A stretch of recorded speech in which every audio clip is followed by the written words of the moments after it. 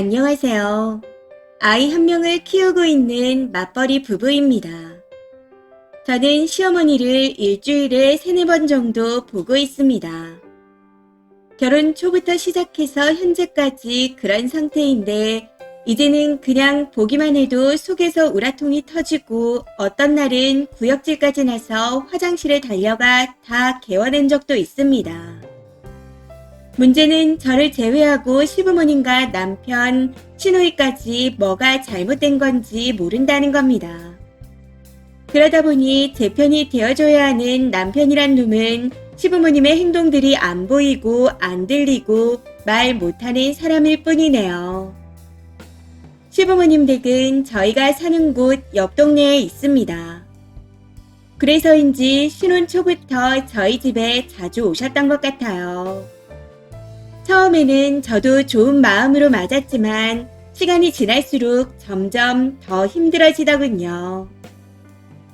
집에 오셔서 이것저것 뒤져보시는 건 기본이고 필요하거나 좋아 보이는 게 있다 싶으면 가져가곤 하셨거든요. 그러다 제가 출산 후 육아 때문에 잠깐 일을 쉬었는데 당시에는 주 5일 출근 도장을 찍듯이 매일 집에 찾아오셨습니다. 그러고는 저녁 식사 시간이 될 때까지도 가지 않고 앉아 계셨죠. 어떤 날은 아침 8시도 되기 전에 오셔서는 벨을 누르셨습니다. 작년에 아기가 태어나고 여름에 아기 때문에 하루 종일 에어컨을 돌렸는데 본인들 집은 덥다며 아침 일찍부터 저희 집에 오시더군요. 그러고는 저녁까지 가지 않고 저희 집 거실에 누워 생활하셨습니다. 시원하다고요. 아들 며느리 집에 점심시간에 맞춰 친구들을 다 끌고 와서는 점심 먹고 커피 마시고 저녁 시간까지 안 가고 거실에서 떠들고 노는 게 정상인가요? 등신 같은 남편은 그걸 옆에서 다 지켜보고도 중간에서 남편 노릇을 못했습니다. 오히려 효자 노릇한다고 말 한마디 못하고 챙기더라고요. 그냥 그게 잘못된 행동이라는 생각 자체를 못하는 것 같습니다. 해서 참다 못해 제가 직접 시어머니께 말씀드리기도 해봤지만 들은 척도 안 하시더군요. 어쩌다 주말에 친정이라도 가게 되면 친정에 간 걸 뻔히 알면서 집 앞에서 연락을 해오십니다. 너네 집 앞에 왔는데 없네? 어디 갔니? 몇 시쯤에 올 예정이야? 이런 식으로 말하며 매번 전화를 해오시죠. 그러면 또 남편은 병신같이 전화를 받고 벌떡 일어나 지엄마 보러 가겠다고 짐을 챙기라 말하고요. 해서 싸운 적이 한두 번이 아니었습니다. 이뿐만이 아닙니다. 문을 안 열어주면 다른 일을 하거나 자는 줄 알고 받을 때까지 전화를 해대기도 하셨고 어떨 땐 너무 힘들어서 집에 없는 척하느라 하루 종일 집 밖에 못 나간 적도 있었습니다. 시어머니 친구 댁이 같은 동네라 저희 집과 친구분 집을 왔다 갔다 하며 찾아온 적이 있어서요. 그렇게 시간이 흘러 아이를 어린이집에 보내고 다시 일을 시작했는데 이제는 퇴근하고 집에 돌아오면 아침에만 해도 있던 것들이 저녁에는 없습니다. 말도 없이 그냥 가져가세요.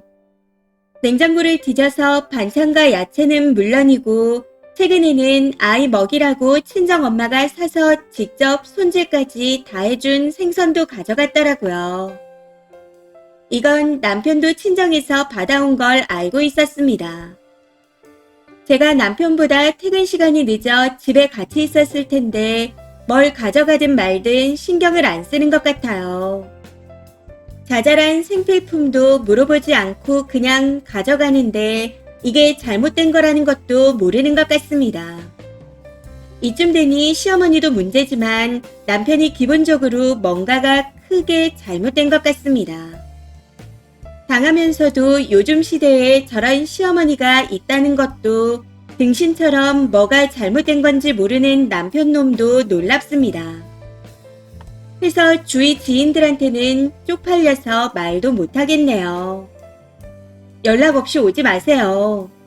자주 오시는 거 부담스럽고 싫어요. 왜 안 물어보고 가져가세요? 하는 등 몇 번을 말해봤지만 들은 척도 안 합니다. 대체 얼마나 더 말해야, 또 어떻게 말해야 그만할지도 모르겠네요. 그냥 저런 사람들이라서 평생을 저렇게 살아 그런가 보다 하고 넘어가기에는 구역질이 나서 도저히 못 참겠습니다. 남편에게 제발 중재 좀 해달라고 어르고 달래기도 하고 울면서 부탁도 해봤습니다. 어떨 땐 고래고래 소리를 지르며 화를 내기도 했었고요. 그럼에도 전혀 고쳐질 기미가 안 보이고 뭐가 잘못된 건지조차 모르는 걸 보니 이제는 진짜 이혼밖에 답이 없는 것 같습니다. 답답한 마음에 이혼을 준비하기 전 속풀이라도 해보고자 글을 써봅니다. 긴 글 읽어주셔서 감사합니다. 댓글입니다. 첫 번째. 글을 읽으면서 저도 우라통이 치미네요. 며느리 집에서 에어컨 바람 쐬며 거실에 누워있는 시어머니라니 진짜 대박이다 싶습니다. 남편은 더 병신이고요.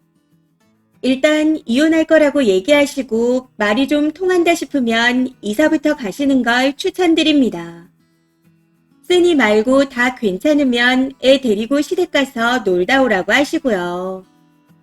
이렇게 해결책을 냈음에도 화를 내거나 어른이니 좀 참으라는 말만 해대면 그땐 이혼해야죠.